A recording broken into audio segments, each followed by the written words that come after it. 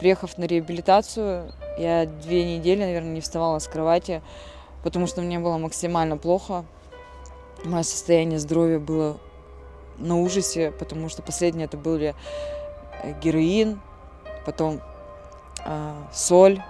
У меня был еще такой знакомый, который просто мне давал соль за то, что я просто приезжаю, ставлю его, и он мне насыпает, и я уезжаю домой. То есть, либо он сам мог ко мне приехать, чтобы я его там поставила, и он уехал. То есть, ну, до такой степени уже все, короче. Ну, это такое дно уже. Особенно, когда, ладно бы мне там было, не знаю, 20 лет, там, да, для меня, может, это было еще нормально, да, а мне 32 года, я понимала, в каком я, извиняюсь за выражение, дерьме нахожусь.